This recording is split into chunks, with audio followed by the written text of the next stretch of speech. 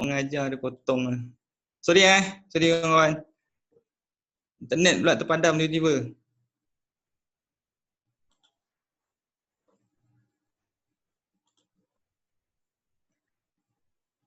Share screen. Where is it? Okay, this one. Okay, semua orang boleh nampak PowerPoint yang saya kongsikan? Rakan-rakan semua boleh nampak PowerPoint yang saya kongsikan?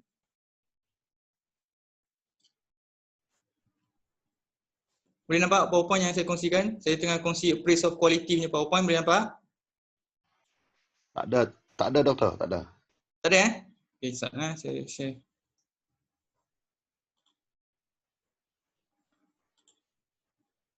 Okay, this one. Okay, boleh nampak? Okay, boleh nampak? Boleh. Thank you. Okay, alhamdulillah. Okay, alright. So, alright, tadi kita dekat kuantitatif Alright. Tadi kita kat kaedah kuantitatif, okay. So dalam kaedah kuantitatif tadi, saya dah terangkan satu-satu macam mana kita nak buat. Kita ada kaedah nombor 2. Kaedah nombor 2 ni kaedah kualitatif. Okay, kaedah kualitatif ni kawan-kawan semua, maksudnya adalah subjective perceptions of the article's quality. Maksudnya, dia bergantung sepenuhnya kepada perceptions penilai on quality article tu. Dia nak nilai quality article tu macam mana, bagus ke tidak. Dia punya sendiri, subjective perceptions. Okay?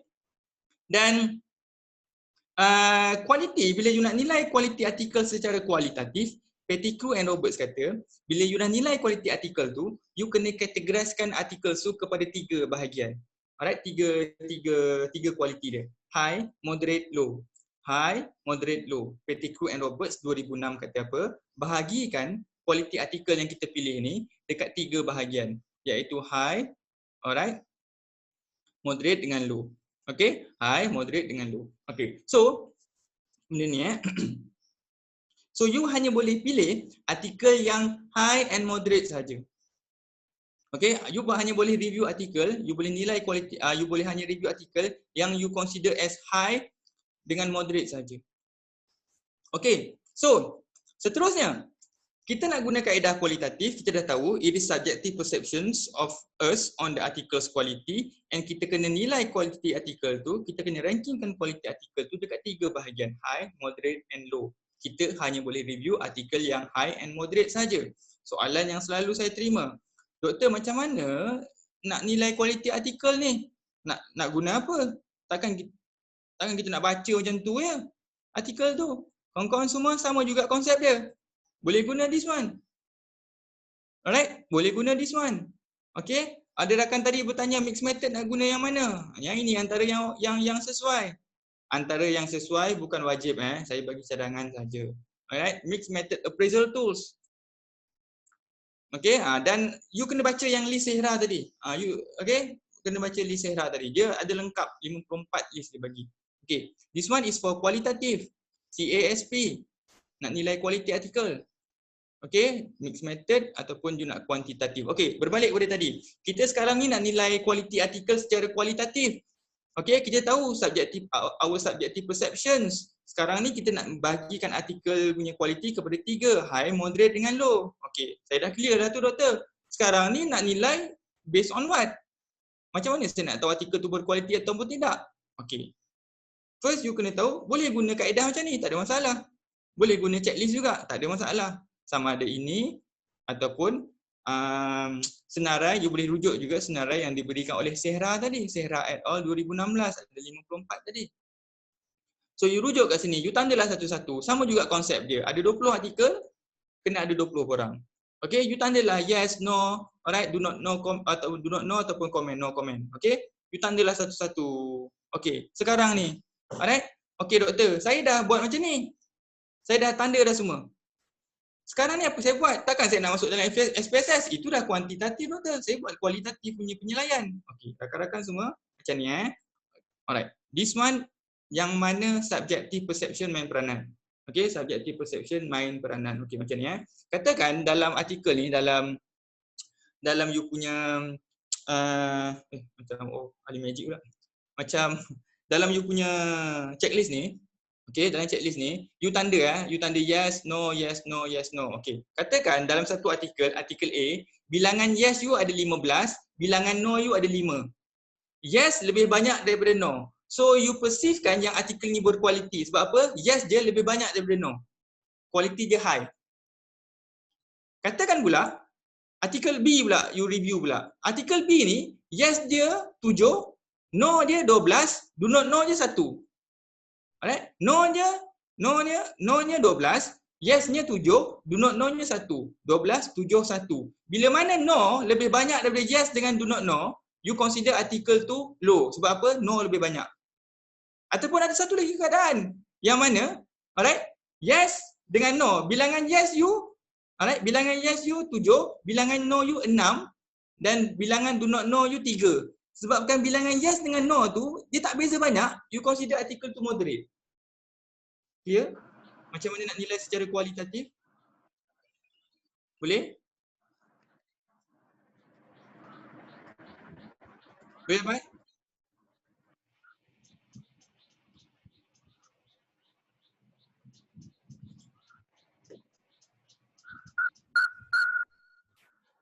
Okey, boleh tak kawan-kawan semua? Boleh Okey, boleh. Alright. So that one, itu kaedah kuantitatif. Okey, kuantitatif dengan kualitatif nak guna checklist boleh, tak ada masalah. Bezanya kuantitatif kena key in dalam SPSS. Kena nilai dia punya, kena kira dia punya value, tapi kualitatif tak payah. Based on pengiraan yes dengan no tadi saja, itu pun cukup. Okey, that one. Okey. Alright. Tapi kalau ada yang kata, doktor macam tak ngam je buat yang kualitatif ni. Bukan kira-kira macam tu je. That's why saya bagi you option. Pergilah dekat kuantitatif, guna SPSS, lagi objektif, lagi bagus. Okay, I'm giving you options. Okay. Salah satu lagi kaedah kualitatif yang you boleh guna, selain daripada skills dengan checklist, right? Selain daripada skill dengan checklist, right? This one, selain skill dengan checklist, you juga boleh minta, you boleh nilai quality artikel based on bahagian metodologi. Yep, betul. Axis tadi untuk kuantitatif lah. Dia lebih sesuai untuk kuantitatif. Dia lebih sesuai untuk kuantitatif. Tapi kalau ada rakan-rakan lain rasakan bidang dia sebenarnya memang sesuai untuk guna axis dan dia boleh justify, it's okay. Alright. So, rakan-rakan semua, tadi kita nak guna kaedah kualitatif ni, subjective perceptions, high, moderate, low. Saya ulang balik, artikel high dengan moderate saja boleh kita review. Dan saya dah terangkan tadi pasal macam mana nak guna skills ni secara kualitatif. And cara nombor 2 kawan-kawan, nak nilai based on what ni, kita boleh juga nilai bahagian methods. Pettigrew and Roberts 2006, dia kata macam ni, kita boleh nilai quality artikel tu bila kita baca dia punya bahagian methods.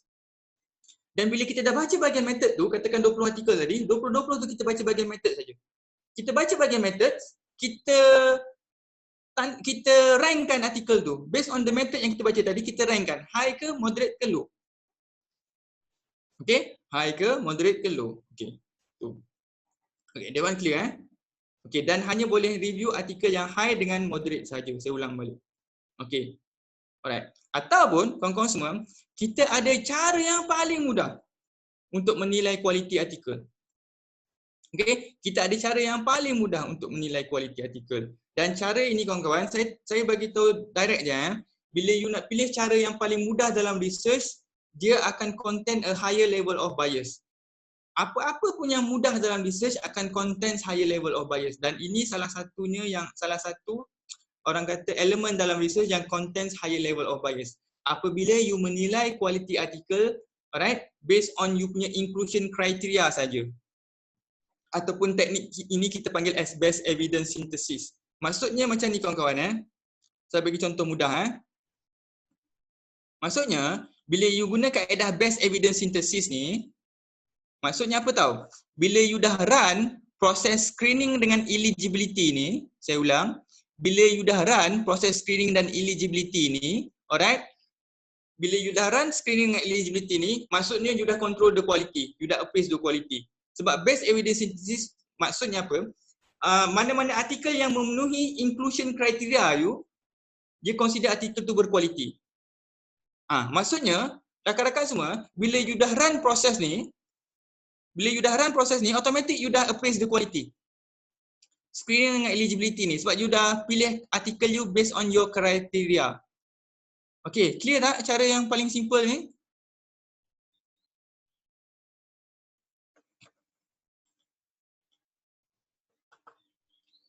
Okay, so again saya ulang you nak guna best evidence synthesis memang nampak mudah, cukup mudah. Oh, aku dah buat inclusion, aku dah buat screening dengan aku dah buat eligibility, aku dah appraise quality. Okay, simple lah, senang nak buat. Saya bagi lagi tahu lagi sekali ada higher level of bias. Boleh ke buat tu? Boleh, tak ada masalah. Ada je orang buat terbit pun artikel Q1 lagi, tapi ada bias yang tinggi.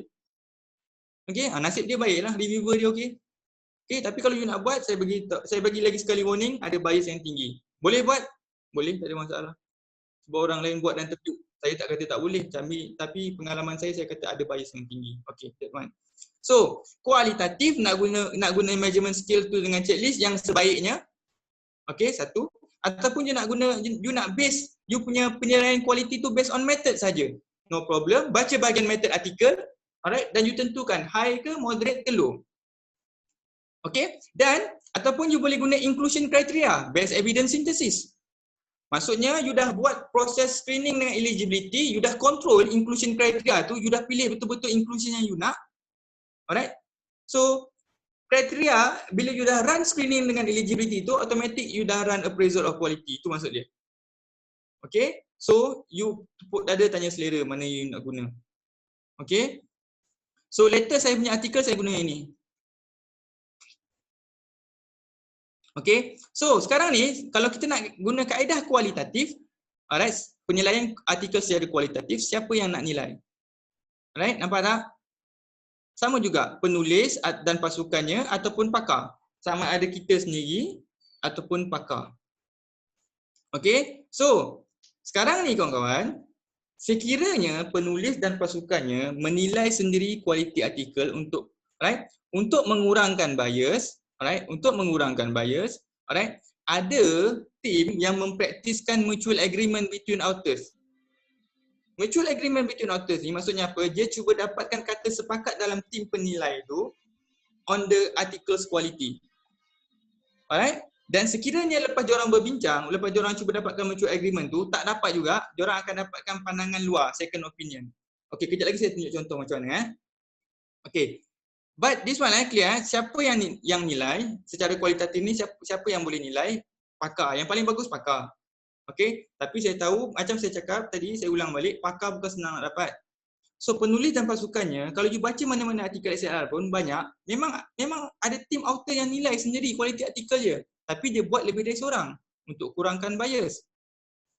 Okey, so dalam kaedah kualitatif ni, dahlah kita based on subjective perceptions.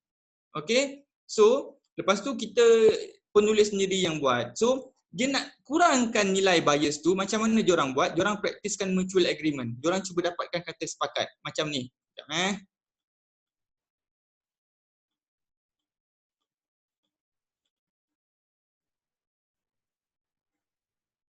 Okey. Okey. This one Okey, kita sentuh sikit pasal ni. Okey, siapa yang nak nilai kualiti artikel? Alright? Yang paling bagus apabila kita lantik sekurangnya 2 pakar untuk menilai kualiti artikel. Sekurangnya 2, jangan seorang, 2. Alright? Tetapi untuk dapatkan pakar untuk menilai kualiti artikel bukan satu tugas yang mudah. I have to admit, bukan mudah. Student lagi susah nak dapatkan. Okey? Researcher macam saya pun dah 13 tahun dalam bidang ni, nak dapatkan pakar pun jenguh. Student apatah lagi, mungkin networking tak besar mana. Alright, cabaran besar. So, ada praktis, banyak kawan-kawan boleh baca artikel SLR. Saya jamin ada. Penulis sendiri dan tim dia yang nilai artikel kualiti tu. Tapi bila kita nilai sendiri artikel kualiti tu, kualiti artikel tu, dia akan menyebabkan ada bias sebab kita sendiri yang buat. So untuk mengurangkan bias, alright, dia cuba dapatkan mutual agreement. Alright? Tips untuk mengurangkan bias satu, saya ulang balik, satu, kena buat lebih dari seorang. Nombor 2, cuba dapatkan mutual agreement. Maksudnya, kesemua, katakan you ada 3 orang penilai. 3-3 ni mesti bersetuju bahawa artikel yang you nilai itu mencapai tahap minimum kualiti, moderate. Maksudnya 3-3 yang menilai artikel kualiti ni, 3-3 ni mesti setuju yang artikel yang dinilai itu berkualiti. Berkualiti itu maksudnya apa? At least capai tahap moderate. Okay, so saya bagi contoh. Okey, katakan you ada 7 artikel you nak review. You ada 7 artikel yang you nak review. You ada 3 penilai, Ali, Abu dengan Ahmad. Okey. Ali nilai artikel A, dia perceive artikel A ni as high. Okey, tak kisahlah you baca bahagian metodologi ke ataupun you guna measurement scale dengan checklist dengan tools tadi. Alright? Alright, Ali baca artikel A, dia consider as high quality dia. Abu baca artikel A, dia nilai quality dia as moderate. Ahmad, okey, dia baca artikel A, dia consider quality artikel A as high. Disebabkan tiga-tiga ni high, moderate, high, tiga-tiga ni telah mencapai minimum requirement of quality which is moderate, maka decision diorang adalah accept artikel A untuk review. Alright? So, kita pergi contoh nombor 2, artikel C. Ali bila dia baca artikel C, dia kata artikel ni low quality dia. Abu pula bila dia baca artikel C, dia kata moderate. Ahmad pula bila dia baca artikel C, dia kata quality artikel C ni moderate. Disebabkan ada seorang je. Disebabkan ada seorang yang kata low, maka diorang tak capai mutual agreement. So apa diorang buat? Diorang discuss dulu. Diorang discuss sesama diorang. Okey? Diorang discuss sesama diorang. Okey? Diorang discuss sesama diorang, and then kalau diorang berjaya capai kata sepakat, diorang bertiga ni berjaya capai kata sepakat, maka diorang akan accept. Okey, tapi kalau katakan lepas diorang berbincang, diorang tak dapat capai kata sepakat, apa diorang buat? Diorang akan dapatkan second opinion orang luar. Orang luar punya penilai, diorang akan dapatkan. So kalau orang luar kata, okey artikel ni okey, korang boleh accept. So, diorang akan accept. Nampak tak artikel C? Contoh nombor 3 pula, artikel D. Ali kata low, Abu kata low, Ahmad kata high. Again, ada yang kata low. Apa diorang buat? Diorang discuss dulu. Tak boleh reject terus, discuss. So lepas diorang discuss, tak dapat capai kata sepakat, diorang pergi second opinion. Second opinion pun kata, artikel ni tak bagus lah, kau kena reject. So apa diorang buat? Diorang reject. So daripada 7 artikel yang supposedly diorang review, sepatutnya bila dah appraise quality, diorang hanya review 6 saja. Diorang kena reject 1. Sebab 1 ni tak capai tahap minimum quality dia. Okay, clear tak?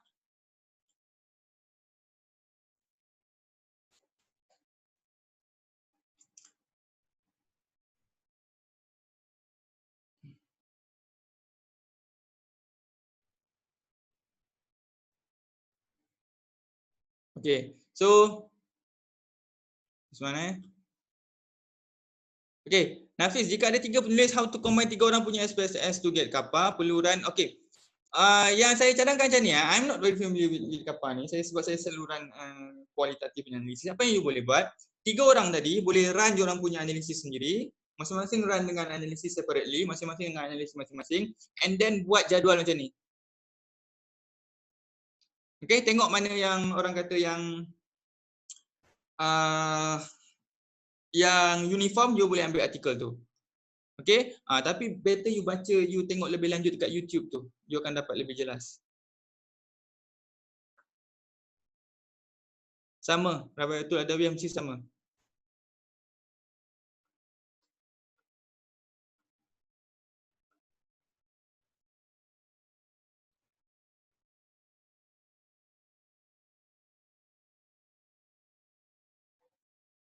Penulis dan siapa pasukan je. Penulis tu kita lah. Siapa pasukan kita? Kau author kita.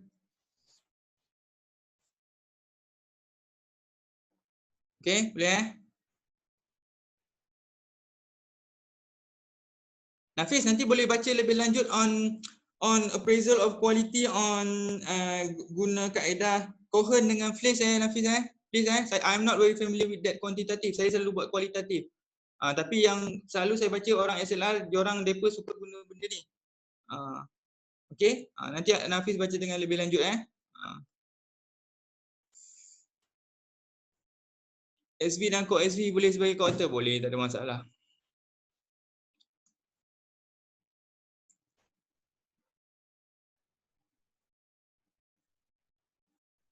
Mixed method paper macam mana?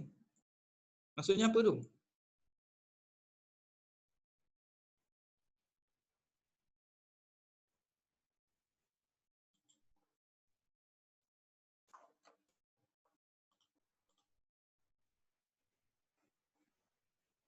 Mixed method sama juga konsep dia tadi. Tadi kan ada yang saya bagikan, sama ada you guna ni, this one. Ni dah ditunjukkan tadi, MMOT ni. Okay, ataupun you boleh guna kaedah kualitatif saja, baca bahagian method je. Ataupun you boleh guna inclusion criteria je tadi. Okay, alright. Okay, alright. So this one. Okay, Azura boleh dapat this one, ni ada. Ni, MMFT ni untuk mixed method. Okay, sama ada you boleh gunakan this one. Okay, atau you baca bahagian method dia. Okay, ataupun you boleh hanya boleh based on inclusion criteria. Okay, so ada orang tanya dengan saya, doktor, katakan saya nak nilai bahagian method, okay, tapi saya dengan kawan-kawan saya ni semua first timer dalam research ni, takkan kami nak nilai method? Tak boleh doktor. So kalau itu pandangan you, simple lah, you kena guna measurement skill lah. Checklist dengan skills tadi. Ataupun you hanya based on inclusion criteria tadi, jangan pergi dekat method. Okay, sebaiknya pergi dekat expert lah. Tapi saya tahu expert memang susah lah. Saya sendiri pun kena akui lah. Saya mungkin senang cakap dapatkan expert kan. Tapi nak dapat bukan mudah. I have experience ni dah. Okay, clear Boleh kawan-kawan semua?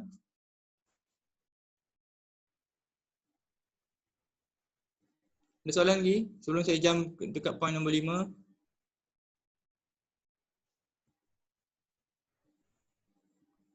Tak ada? Okay, point nombor 5. Alright. Point nombor 5 dalam data abstraction adalah data abstraction and analysis. Kawan-kawan semua kita pergi balik kat belakang. Nombor 1, guided by something. Nombor 2, formulation of research questions. Nombor 3, systematic searching strategies. Nombor 4, appraisal of quality. Kawan-kawan semua kena ingat saya concern utama saya appraisal of quality ni. Saya tahu dalam kebanyakan kes lah yang saya interview rakan-rakan kita yang buat SLR ni, kebanyakannya akan stop ataupun dia berhenti buat SLR sebab dia tak nak buat appraisal of quality ni. Dia kata complicated sangat doktor.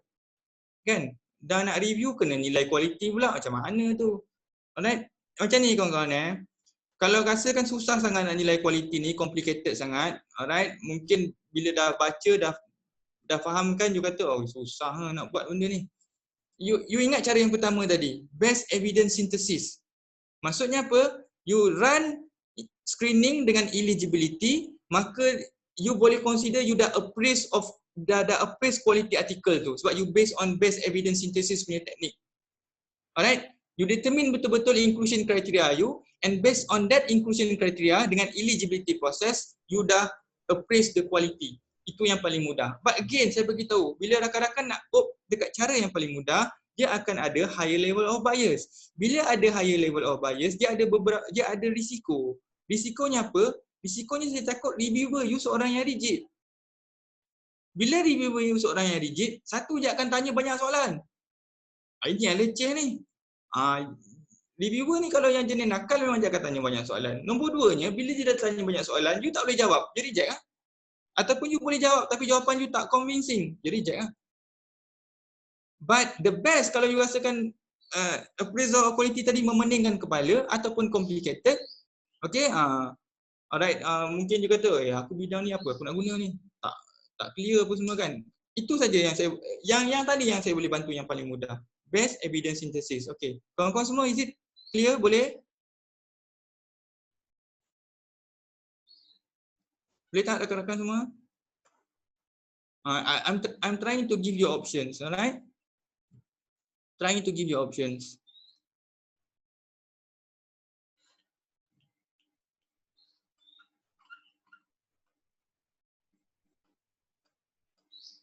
Okay, boleh Okay, jom kita tengok macam mana saya report saya punya appraisal of quality dalam artikel saya. Masing-masing nampak artikel saya? Nampak? Boleh nampak artikel saya?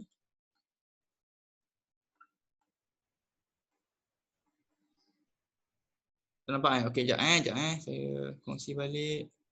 Mana ni? Okey. Okey. Okey. Alright, kawan-kawan semua, tadi saya terangkan panjang lebar pasal quality appraisal ni kan. Tengok saya report macam mana. Simple dia. Saya guna kaedah, saya refer kepada expert, saya minta dia orang nilai kualiti dekat bahagian method.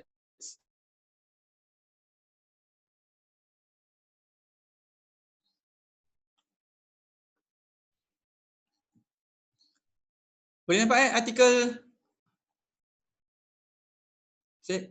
Boleh nampak artikel ni? Boleh? Ruhizan Yasin, dah nampak dah? Boleh nampak artikel saya kongsi? Saya tengah kongsi macam mana kita nak report penulisan kita dalam artikel SLR yang berkaitan dengan quality appraisal. Okay, this one.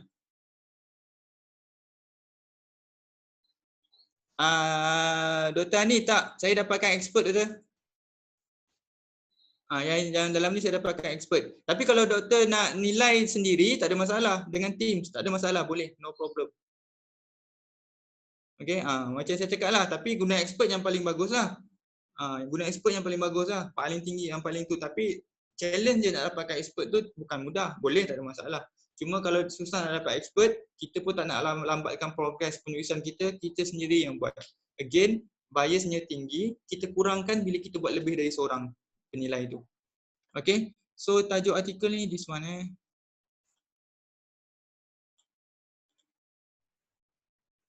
ni tajuk artikel ni.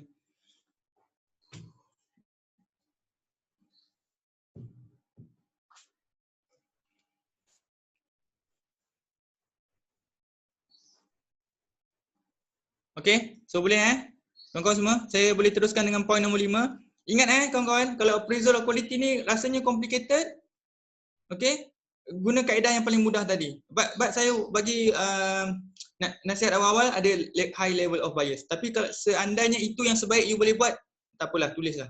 Asalkan you menulis, itu je saya punya aim saya. Asalkan you menulis, you terbit artikel you. Itu harapan saya.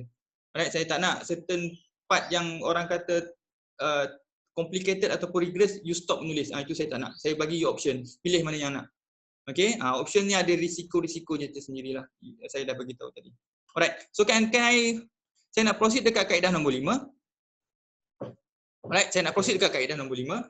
Okay, point nombor 5, data abstractions and analysis. Okay, data abstractions and analysis. Satu you kena tahu, data abstraction ni proses kita nak abstract ataupun kita nak ambil statement ataupun data kajian lepas yang kita nak review ataupun yang kita nak analisis tadi. Saya ulang, data abstraction ni apa? Siapa-siapa yang dah siap chapter 2 ataupun dah siap proposal, sebenarnya dia dah buat pun data abstraction ni. Apa dia buat? Data abstraction ni maksudnya ni, you abstract data kajian lepas. Ambil statement ataupun data kajian lepas untuk you masuk dalam you punya chapter 2 ataupun dalam you punya artikel untuk you review ataupun untuk you analisis.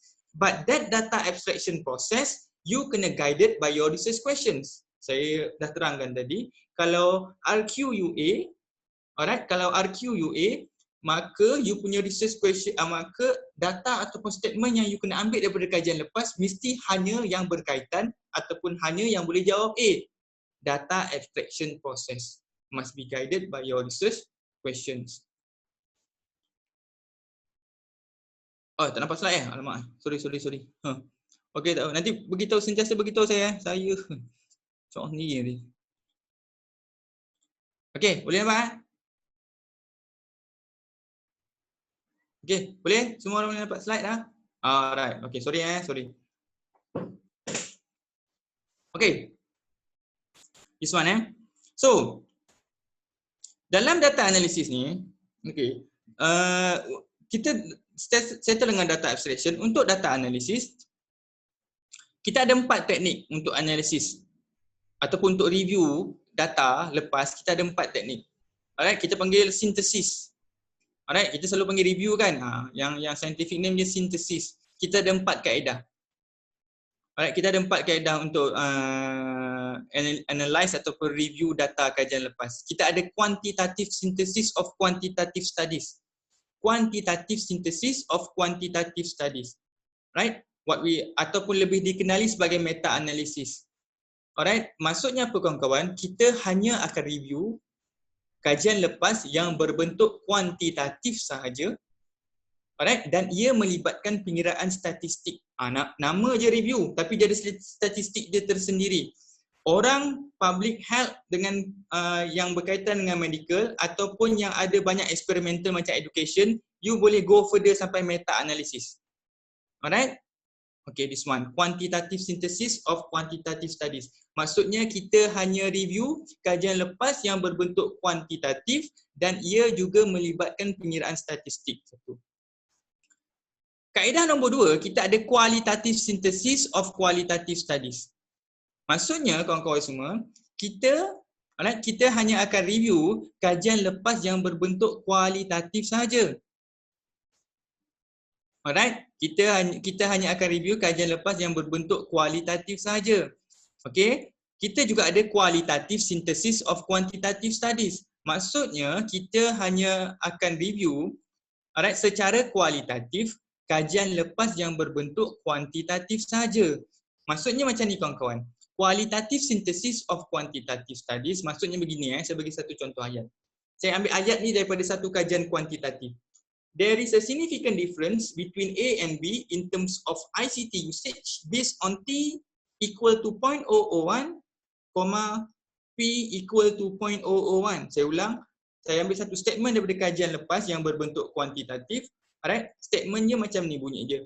There is a significant difference between A and B in terms of ICT usage based on T equal to 0.001, P equal to 0.001. Kawan-kawan semua, sekarang ni kita nak nilai kajian kuantitatif ni secara kualitatif. Kita tak interested dengan nilai T dengan nilai P. Kita ambil statement dia saja. There is a significant difference between A and B. Statement tu kita ambil, kita letak dalam kita punya artikel untuk kita review, untuk kita sintesis.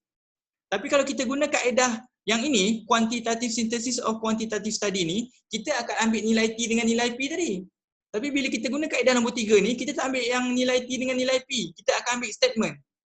Kaedah nombor 2 ni juga, kita akan ambil statement.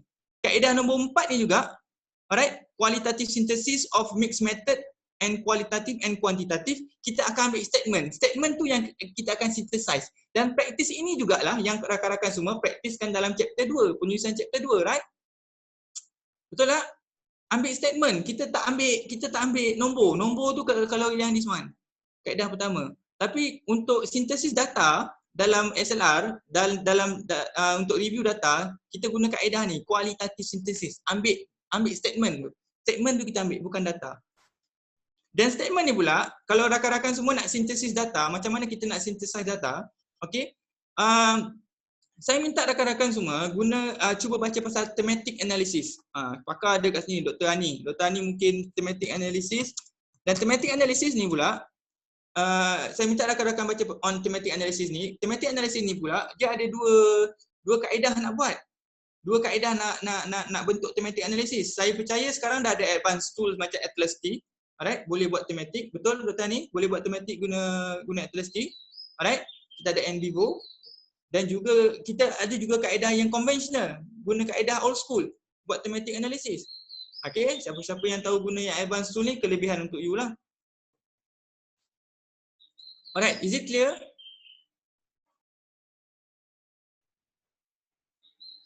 Okay, kita tengok contoh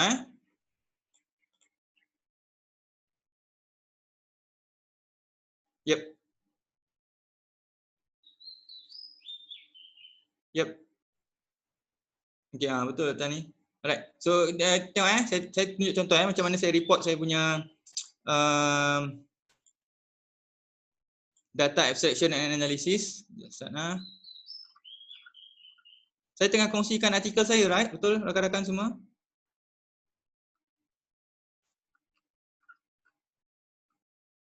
Saya tengah kongsi artikel, right? Betul? Okey, alhamdulillah. Okey. Okey, rakan-rakan semua, ini contoh saya report data abstraction and analysis saya.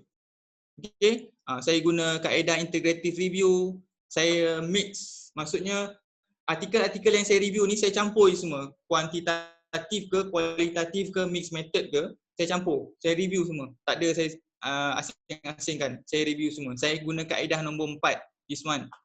Kaedah nombor 4 ni. Right, saya guna kaedah nombor 4. This one, qualitative synthesis of qualitative plus quantitative plus mixed method. Okay, this one. Dan seperti yang saya cakap tadi, saya minta rakan-rakan semua kalau nak analyze data dalam SLR, baca lebih lanjut on thematic analysis. The process is macam ni. Kalau rakan-rakan nak dapat idea thematic analysis tu apa, rakan-rakan boleh baca artikel saya ni. Saya ada tunjukkan proses dia macam mana.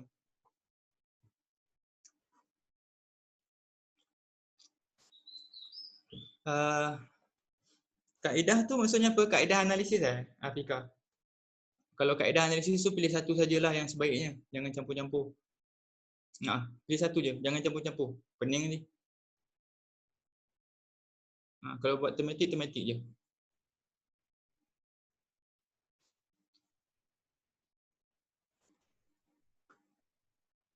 Okay, so this one macam saya cakap, kalau rakan-rakan bela nak tulis artikel SLR macam mana, you boleh download paper saya ni, try lah to replicate my ideas. Replicate, bukan copy paste, jangan copy paste.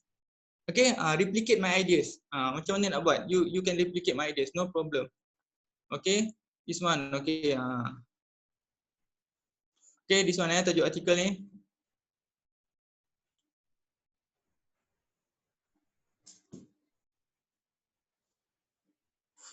Okay, so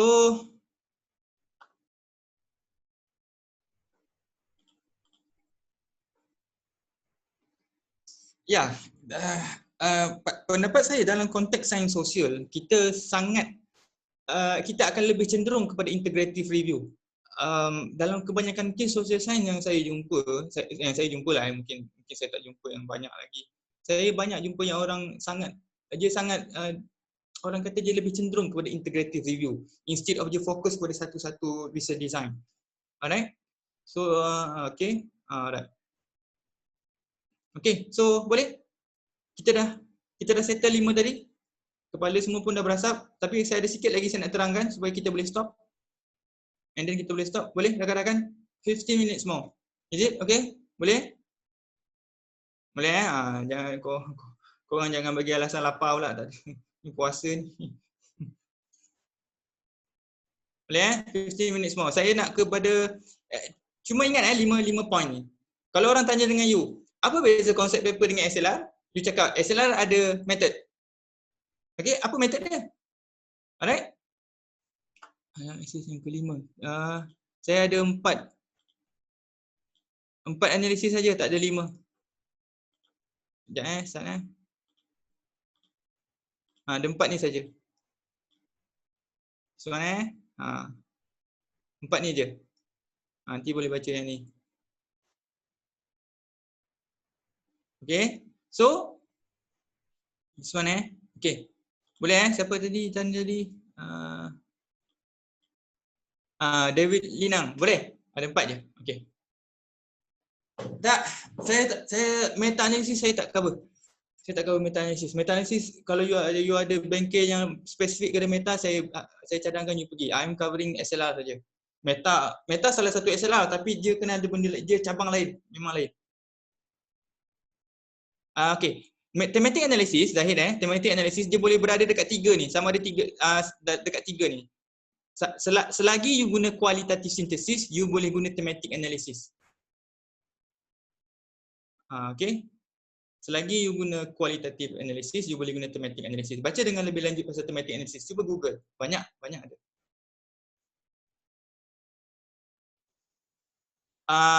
Best evidence synthesis. Okay. Best evidence synthesis ni, Nafis, dia sebenarnya adalah satu kaedah yang mana dia control inclusion criteria tu. Maksudnya dekat inclusion criteria tu dia betul-betul secara rigorousnya pilih mana yang sepatutnya aku pilih inclusion criteria yang aku kena pilih untuk SLR aku. Maksudnya dekat situ dia control.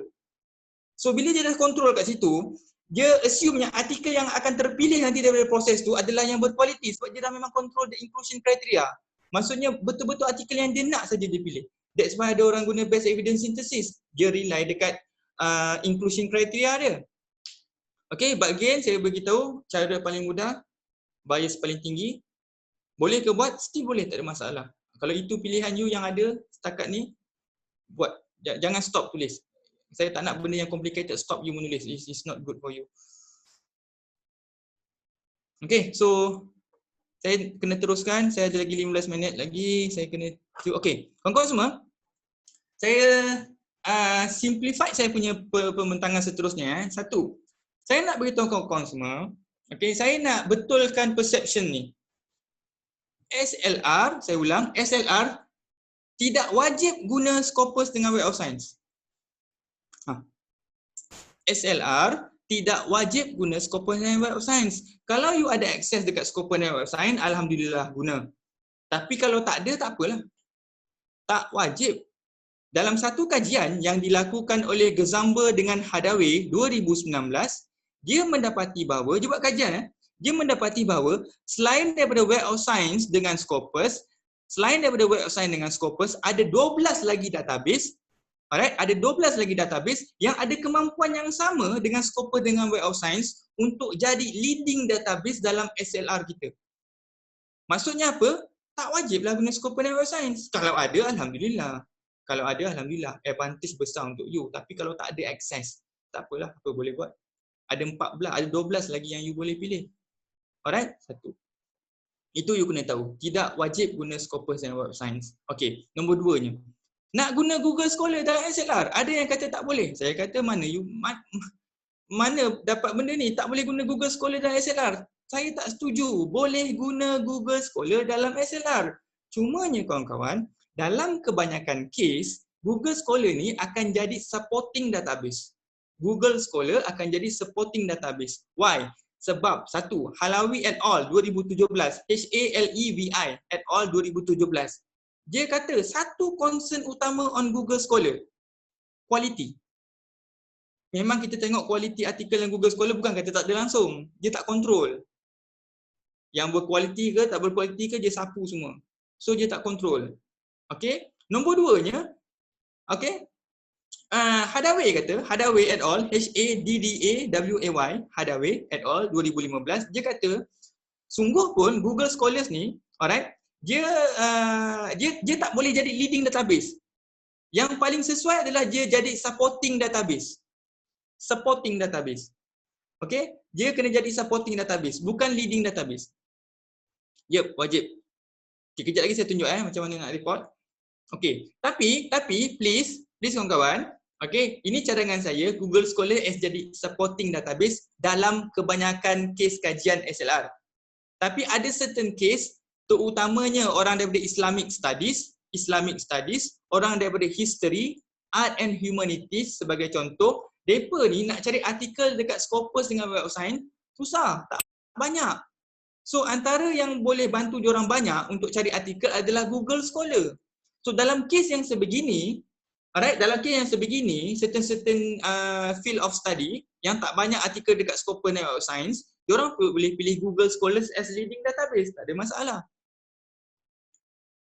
Okay? Dan seterusnya, rakan-rakan semua, katakan bila you dah cari beberapa artikel dekat database, ada beberapa artikel yang you tahu memang berkaitan, alright? Yang you tahu memang berkaitan, tapi bila you cari dekat database tak jumpa. Alright, you cari dekat database tak jumpa. Maksudnya you guna Scopus dengan Web of Science, you run you punya search string apa semua, artikel tu tak keluar.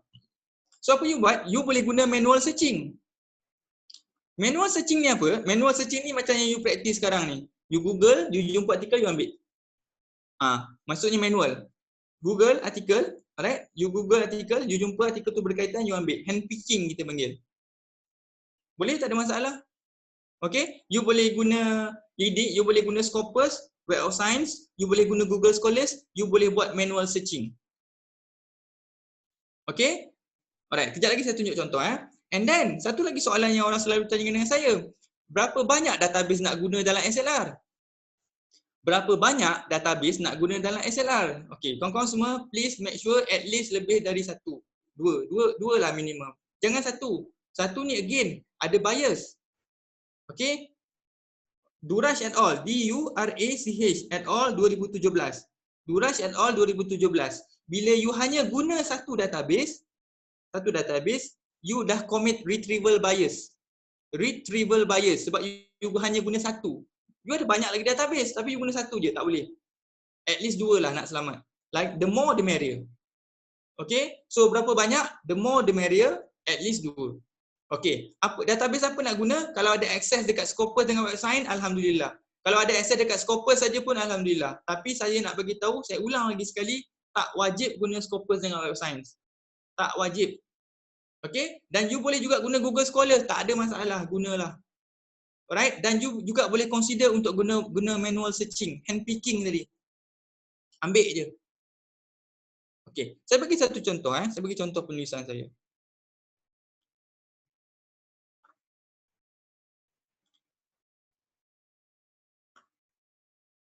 Alright, this one.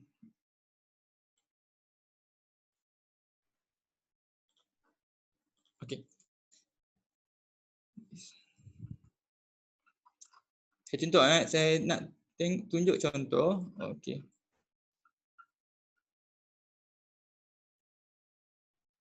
Okay, kawan-kawan semua.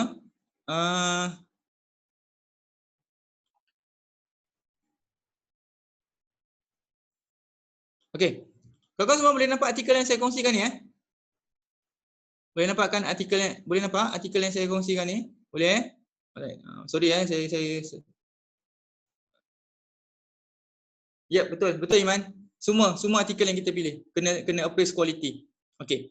Macam ni This one. Okay. Nampak tak? Satu, saya guna database Scopus dengan Web of Science.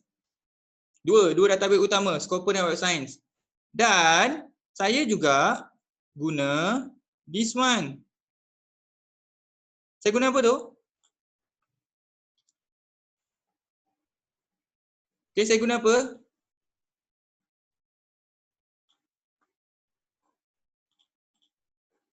Ya, saya guna Google Scholars dan saya terbit dekat Web of Science Q1. Siapa kata Google Scholar tak boleh guna? Siapa kata Google Scholar tak boleh guna? Tak ada masalah. Boleh guna je lah. Untuk perception ni kena diperbetulkan. Okey. Saya tunjuk contoh lagi.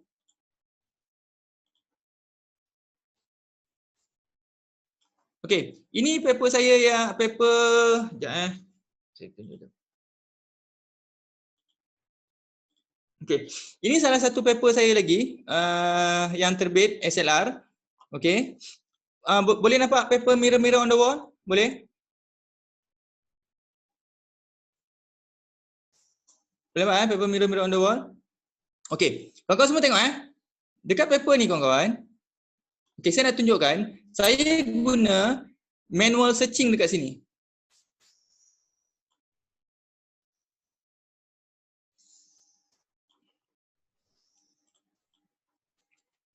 Okey, rakan-rakan boleh nampak dah ni? Kawan-kawan semua boleh nampak dah ni? Saya guna kaedah apa? Saya guna handpicking, manual searching. Tak ada masalah. Boleh terbit dekat jurnal juga. This one, manual searching. So, dalam saya punya flow diagram, saya, nampak tak? Tadi saya ada manual searching 14 kan? So, this one nampak? Dalam flow diagram saya tambah satu lagi. So, this one. Yep, handpicking boleh. Ataupun ada satu kaedah lagi, snowballing.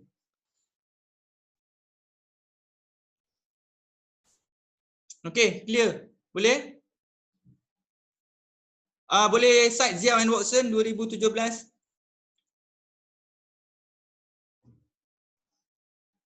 Ya, leading ni kalau you ada access dekat Scopus, alhamdulillah lah, you boleh jadi leading lah. Ataupun you boleh guna 14 yang salah satu ataupun beberapa daripada yang dicadangkan oleh Gezamba dengan Hadaway tadi. Sekejap This one. Ni, this one. Rakan-rakan semua, satu kena ingat kawan-kawan semua, Gezamba dengan Hadaway 2019 ni dalam kajian dia Dia kata, this one, ni ada ni. Ni saya dah listkan dalam PowerPoint ni, kena baca kat sini. Okay? Okay, Hafizah Zulkifli nanti cite Zion and Watson 2017 bukan 2019 Zion and Watson 2017. Hafizah Zulkifli. Imran, leading database ni saya dah tulis kat sini, nanti boleh tengok. Kawan-kawan semua kena ingat satu benda terutamanya rakan-rakan daripada medik dengan public health ke apa, tempat you bukan skoper dan website tau. Bukan saya kata tak boleh, tapi you lebih sesuai untuk rujuk PubMed, Medline dengan Signal. Tiga ni, cuba consider tiga ni. And then baru pergi skoper dan website. Tempat you lebih artikel you saya rasa lagi banyak dekat sini. PubMed, Medline dengan Signal. Untuk orang engineering mungkin you boleh consider IEEE juga. Okay, untuk orang sains sosial macam saya, sudah tentulah tempat saya dekat Scopus dengan Web of Science. Okay, this one clear berapa banyak dan apa jenis database nak guna. Satu saya pesan kat kawan-kawan, please jangan cakap wajib guna Scopus dengan Web of Science. Tak wajib. Cuma kalau ada kelebihan untuk you. Okay. Alright. Okay, so so seterusnya, antara famous questions been asked to me on SLR ni, berapa banyak artikel yang saya kena review dalam SLR?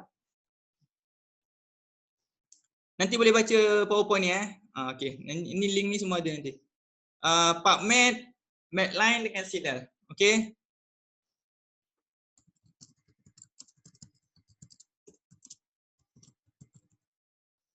Okay, Signal ni nanti orang somebody boleh verify kan macam mana eja Signal yang betul. I'm not very familiar with it. Saya selalu sebut eja tu tak tahu. Okay. This one Okay, ini yang paling famous sekali. Ini yang paling famous sekali orang tanya dengan saya. Berapa banyak artikel suppose saya ada dalam artikel SLR saya? Alright? Okay, kawan-kawan semua satu saya nak pesan kita tak boleh cakap macam ni Okay, you kena review 100 dalam SLR baru sampai markup. Ini bukan literature review biasa. Ini SLR. SLR ni kawan-kawan, nombor yang you kena review tu it will depend on the process. Alright? Alright, it will depend on the process. Okay, ni eja yang betul Signal. Alright, terima kasih. Alright. Okay. Jumlah artikel yang you kena review dalam SLR, it will depend on the process. Proses dia apa? Identification, screening, eligibility, added by appraisal of quality. You run 3 proses ni, alright? Okay? You run 3 proses ni. Okay, dan you appraise quality, then you tahu berapa banyak artikel you kena review. You tak boleh sembrono lah cakap, okay review 100, review 200. Tak boleh, SLR tak boleh macam tu. Dia ada proses yang akan menentukan berapa banyak artikel you kena review. Okay, saya bagi satu contoh artikel Okay, you cari paper ni, Robinson and Love 2015. Alright, dalam artikel ni, dia ada satu table. Saya ulang, ni artikel ni saya dah bagi tajuk dia, nanti you boleh Google. Dia ada satu table, alright? Saya nak you tengok dekat paper, dekat bahagian ni, numbers of papers included in the review. Ini literature review biasa dan ini systematic review. Okey, untuk literature review biasa, kebiasaannya jumlahnya akan 150 dan ke atas, kebiasaannya, bukan semuanya. Tapi untuk SLR, nampak tak sini? Okey, kebiasaannya kurang daripada 50, alright? Ada kes tertentu kurang daripada 10 SLR. Sebab kenapa? SLR focus on quality. That's why nombor dia berkurangan. Okay, clear tak? Paper ni siapa nak download ni? Please jangan cakap 100, 200. Tak boleh macam tu. Okay, kita tengok contoh Kita tengok contoh artikel saya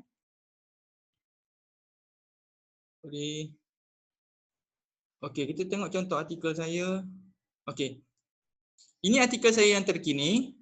Artikel saya yang terkini ni, saya review berapa artikel? Berapa artikel kawan-kawan?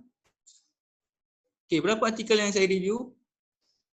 Untuk artikel saya yang tahun 2020, 25. Okey, 25. Okey. Okey, jom kita tengok pula artikel saya yang tahun lepas. Okey, ini artikel saya yang tahun lepas. Okey. Okey, ini artikel saya yang tahun lepas, 2019. Okey. So kita tengok berapa banyak. Okey, berapa banyak saya review? 18. Saya tak review sampai 100. Saya 18. Alright? 18 saja.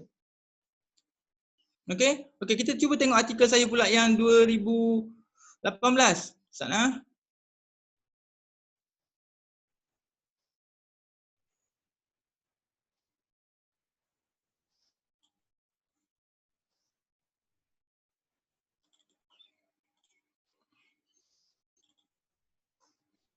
Okey. Okey. So untuk artikel ni berapa banyak saya review? So ni artikel saya 2018 Berapa banyak? Boleh nampak tak? 38.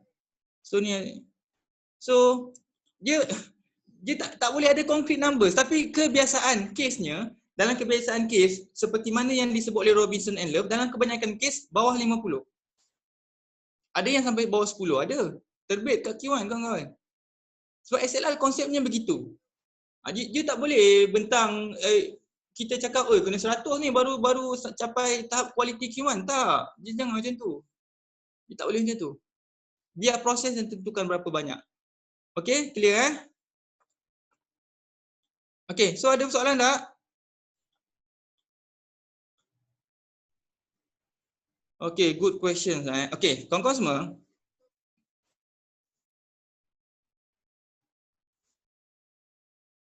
Excluded.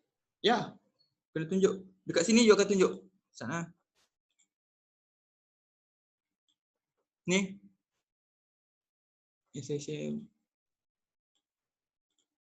So Ruizan dekat sini you akan tunjuk dekat flow diagram ni. Proses exclusion.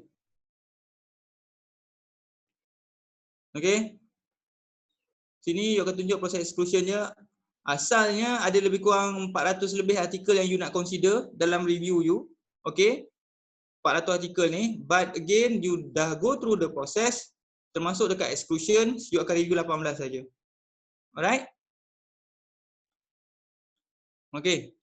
So SLR ni suitable tak untuk thesis? Okey, Ruizan saya jawab soalan Suitable untuk thesis. Okey, macam ni Muhammad.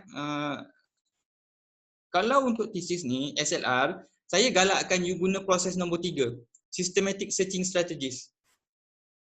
Proses nombor 3 tadi, systematic searching strategies. Proses nombor 3 ni, systematic searching strategies ni sesuai untuk you gunakan dalam thesis. Okey, dia akan bantu you cari artikel yang sesuai untuk you punya thesis. Kalau you nak practice SLR, you nak guna kaedah nombor 1, point nombor 1 tadi, guided by something. Alright? Lepas tu you nak appraise quality pula, saya rasa akan ambil masa yang cukup lama. Okey, tak macam dia ada certain part yang sesuai, certain part yang kurang sesuai.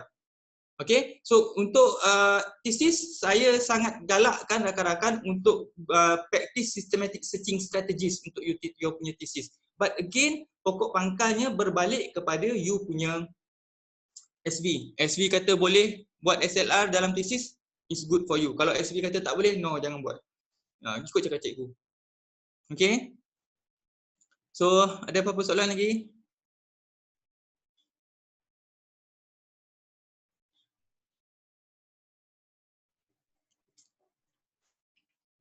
Rizan, saya dah jawab soalan tadi ke?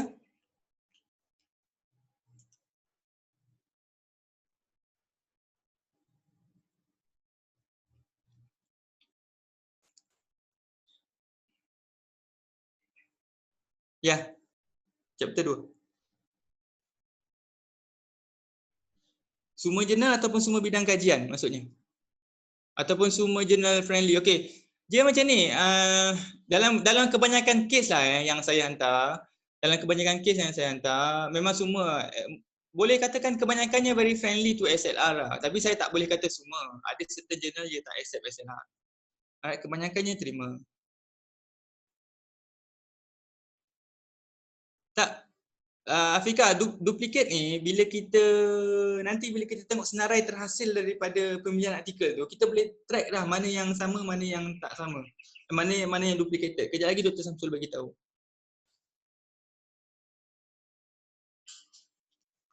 Okey. Ya, Muhammad Zahid macam saya cakap tadi lah. Alright, bukan kebanyakannya boleh accept, tapi saya tak berani kata semualah.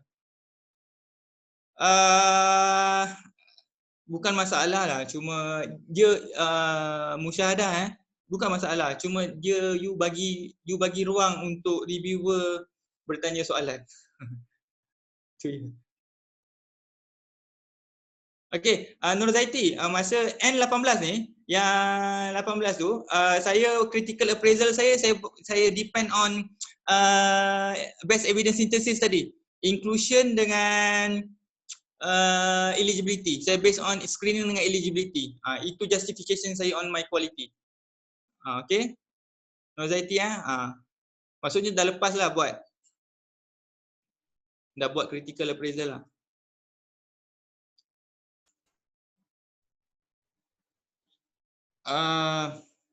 Kalau SLR susah sangat nak accepted, dia macam ni you kena tahu satu benda. Saya selalu practice benda ni kalau satu artikel kita kena reject untuk jurnal, kita hantar dekat jurnal yang lain. Okay, so you kena tahu practice ni dia bukan, kalau katakan you hantar dekat jurnal A reject, you hantar dekat jurnal B, jurnal B pun akan ada kemungkinan akan reject, sampailah kemungkinan sampai jurnal Z baru accept, ada kemungkinan. Pokok pangkalnya jangan stop. Okay, so 3 kali tu sikit sangat tu. 3 kali sikit sangat. Saya biasa 7-8 kali baru accept. Okay, tapi hantar jurnal lain. So komen reviewer tadi, kalau you rasakan komen reviewer tu sesuai dalam konteks kajian you, boleh guna. Maksudnya tambah baiklah artikel you ikut komen reviewer tu. Kalau rasakan tak sesuai, ataupun kadang-kadang komen reviewer ni merepek. Kan? So tak payahlah ubah, you hantar je lah exactly artikel you tu. Tapi pokok pangkalnya try hantar banyak kali lah. 3 kali tu bukan saya kata saya nak cakap besar ke tak. 3 kali tu sikit sangat tu. Dia prosesnya memang lama. Nasib baik dapat sekali cukup. Nasib baik sekali cukup. Nasib baik memang dapat sekali, tapi jarang sekali dapat lah. Okay, saya yang dah banyak kali menulis ni pun kadang-kadang sampai jurnal 7, 8, kali ketiga, keempat baru je accept. Tak. It depends on nasib lah. Luck will play ada role lah. Luck ni ada role lah dalam penerbitan pada saya. Jurnal mana, reviewer you siapa. Tak boleh, jangan hantar satu artikel dekat jurnal yang banyak. That content article issue. Satu jurnal, satu artikel, satu jurnal. That's the game. Saya tahu nanti akan ambil masa yang lama, but what to do, that's the game. Hafizah Zulkifli, again, kalau kita pilih RCT and non-RCT, risk of bias assessment. Baca Cochrane, Hafizah, Cochrane ada assessment tool untuk risk bias. Lagi sesuai untuk guna yang tu. Okay?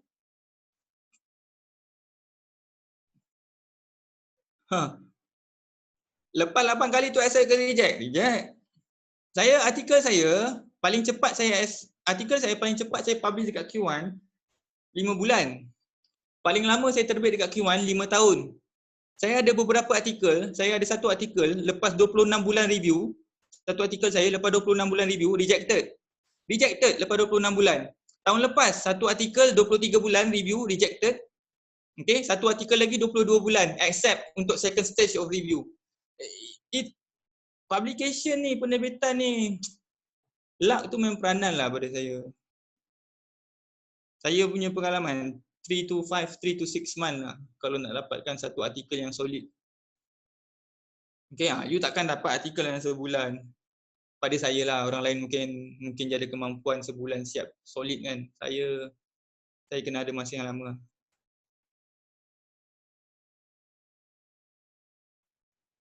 Enam bulan tu, kalau biasa kerja saya macam ni, kalau saya punya kerja 80% artikel yang saya corresponding author saya lead. 20% lagi saya akan bagikan sama rata dengan tim saya. Kalau ada 3 orang, seorang ambil lah 6%, 7% works. Tapi memang big portion, big chunk saya punya. Saya tak suka orang lain kacau kerja saya. Orang ni buruk saya pun. Tapi saya kasih diorang sikit-sikit kerja lain lah.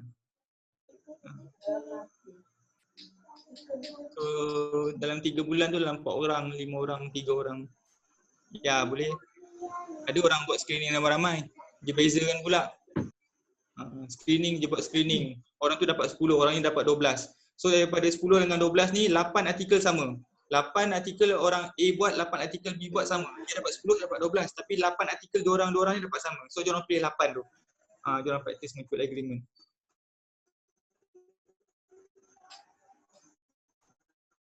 And ini tips to get started dengan publication. Start menulis lah. Start menulis. Start writing your draft. Jangan takut buat salah. Dan paling penting sekali dapatkan contoh artikel yang sesuai dengan you punya kajian. Itu yang paling penting sekali. Saya belajar menulis dulu macam tu. Saya cari artikel lepas yang mungkin berkaitan dengan kajian saya dekat jurnal yang saya nak hantar. Saya cuba replicate ideas je. Prof bagi sikit tu banyak mana ya? Sikit tu maksudnya apa? Oh, dah ambil masa ni. Saya dah ambil masa Prof. Dr. Samsul. Okey, paling sikit saya jumpa dalam artikel Web of Science Q1 7. 7. That's why Robinson and Love tadi dia kata ada few cases yang ada beberapa cases yang less than 10 artikel dia terbit dekat SLR. So ya. Okay, so saya rasa saya kena stop kat sini dulu kawan-kawan, dah dekat 11.45. So saya nak maklum dekat rakan-rakan semua, ada kemungkinan kita habis lambat sikit dalam pukul 1.10 atau 1 suku. Okay, sebab Dr. Samsul dia selalunya memerlukan antara sejam suku ke sejam setengah lah dia nak explain everything. Okay, so saya stop kat sini dulu. Alright, saya nak pass dekat Dr. Samsul. Okay, so Dr. Samsul akan sambung dengan sesi nombor 2. InsyaAllah Dr. Samsul akan cuba habiskan dalam pukul 1 suku 1.20 lah. Kita rehat 5 minutes and then kita sambung. Okay, so saya nak minta maaf kalau dia tersalah kata, tersalah bahasa ke, intonasi saya tadi, tone saya tadi tertinggi ke, terendah ke. Okay, saya tengah bercakap tadi kadang-kadang tak perasan. Kita pun bercakap kat sini kadang-kadang seronok kan, macam menyanyi lah, tapi tak perasan. Kadang-kadang orang terkecil hati ke apa, jangan ambil hati dengan saya. Jangan ambil hati dengan saya. So saya harapkan rakan-rakan semua you good luck lah in your study, in your research. Okay, dalam konteks penerbitan, I hope you can do your best lah. Okay. So saya minta diri dulu. Untuk organizer, please let Dr. Samsul masuk. Saya harap dia dah ada kat sini. Okay, dan unmute Dr. Samsul supaya dia boleh bagi talk. Okay, alright. So esok saya ada. Ya, esok kita jumpa lagi. Take 5 take 5. Okay, take 5 Dr. Samsul cakap. Okay, alright. Ya, esok kita jumpa. Okay, esok jumpa. Panjang umur jumpa esok. Okay. Okay, terima kasih banyak semua yang datang. Terima kasih banyak. Salina, Habibah, Zaid, Hazliza, alright, Ruhizan tadi, terima kasih. Muiz, terima kasih. Dr. Ani, terima kasih banyak. Okay, Yasmin, Iman, Syahrul, David Linang, thank you very much. Erna, Wati Mahmud, Siti Hawa, Syahida, Anwar, alright, Anduka, thank you very much. Okay, saya minta diri dulu. Assalamualaikum.